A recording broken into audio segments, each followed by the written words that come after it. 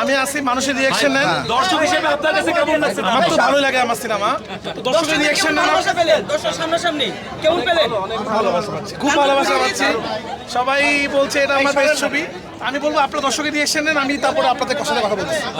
Star সিনেপ্লেক্সে একদিনের ব্যবধানে আজকে 48টা শো বের হয়েছে এবং আপনাদেরকে আমি বলেছি এটা 60-70-রেও চলে যেতে পারে, কারণ তাণ্ডবের জন্য দর্শক টিকেটের জন্য এত বেগ পেতে হচ্ছে।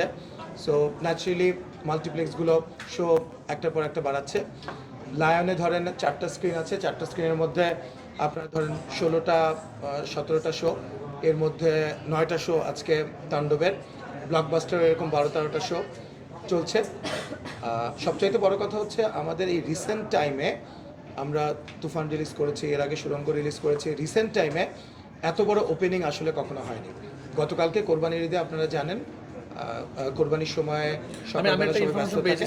ভাই, সেটা হলো যে আমি সকালবেলা ডিস্ট্রিবিউটর যে আমাদের যিনি আছেন তাকে ফোন করেছিলাম, মাস্টার সাহেব দিল যে কালকে এবং আজকে সকালবেলা যে সেল হয়েছে, বাংলাদেশে কোনো সিনেমা এই সেল কোনোদিন হয়নি। তো এটা আপনি গত কয়েক বছরে, হ্যাঁ আমার কাছেও সকালবেলা এসছে যখন রিপোর্টগুলো আসলো, আপনার সব সিঙ্গেল স্ক্রিন মিলিয়ে 133টা হলে যে আছে, আপনি সব মিলিয়ে যদি বলেন এটা গত 20 বছরের ইতিহাসে এত বড় সেল প্রথম দিন, কোরবানির ঈদের দিন, সিঙ্গেল স্ক্রিন এবং মাল্টিপ্লেক্স মিলিয়ে এটাই প্রথম। আমরা খুবই খুশি। রানবি খুশি তো? খুশি হলে ডিরেক্টর খুশি। হ্যাঁ, আচ্ছা, এই কত টাকা আয় হয়েছে এটা, এই প্রশ্নের উত্তর আমরা এর আগেও এই প্রশ্ন আমরা পেয়েছি আপনাদের কাছ থেকে। উত্তরটা একই উত্তর, যে আমরা ইনস্ট্যান্টলি এটা বলতে পারি না, যেহেতু বাংলাদেশে ই টিকেটিং সিস্টেম নাই।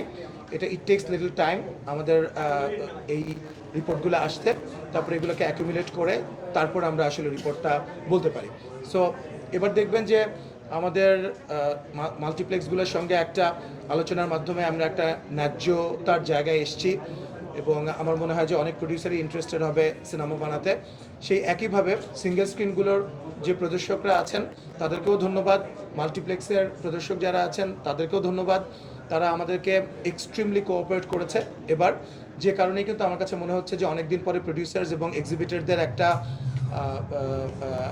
একটা জায়গায়, একটা পয়েন্টে আমরা এসে আজকে সিনেমা রিলিজ করতে পেরেছি, যেটা সুফল কিন্তু শুধু যে প্রডিউসাররা পাবে তা না, সেটা প্রদর্শকরাও পাবে। কারণ একই সঙ্গে যখন এটা দুই পক্ষই লাভবান হয় তখনই তো আসলে একটা বিজনেস মডেল তৈরি হয় এবং নতুন নতুন সিনেমা আসার পরিবেশটা তৈরি হয়।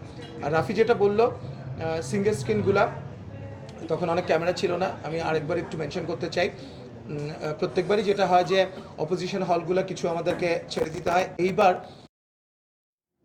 অপোজিশন যারাই এসছে তাদের এক কথা, তাণ্ডব ছাড়া আমরা কোনো কিছুই চালাতে চাই না। তারপরে আমাদের 4-5টা হল ছাড়তে হয়েছে। 133টা হল নিয়ে এটা সর্ববৃহৎ রিলিজ রিসেন্ট টাইমের মধ্যে। আপনারাও জানেন, আপনাদের কাছেও ইনফরমেশন আছে, প্রায় 140টা হলের মধ্যে 133টাই আমরা। এবং প্রত্যেকটা জায়গায় আমি এক্সাম্পল দিই, গাজীপুরে 4টা স্টেশনেই তাণ্ডব চলছে। খুলনাতে সবচেয়ে বড় 2টা স্টেশন, আপনার শঙ্খ, লিবার্টি, সেখানে চলছে। আপনার বগুড়াতে বগুড়ার মধুবনে যদি চলে তাহলে কিন্তু সোনিয়াতে চলে না। এখন তাণ্ডব মধুবনে চলছে, সোনিয়াতে চলছে।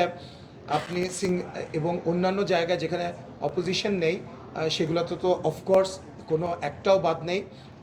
এবং সেনা সাভার সবচাইতে বড় সাভারের, আপনারা জানেন, সেখানে যদি সিনেমা চলে তাহলে কিন্তু সাভারের চন্দ্রিমাতে চলে না, চন্দ্রিমাতেও চলছে। এবং আপনারা জেনে অবাক হবেন যে গতকালকে কোরবানির ঈদের প্রথম শো ছিল সকাল 9:30টায়, সেটাও হাউসফুল ছিল।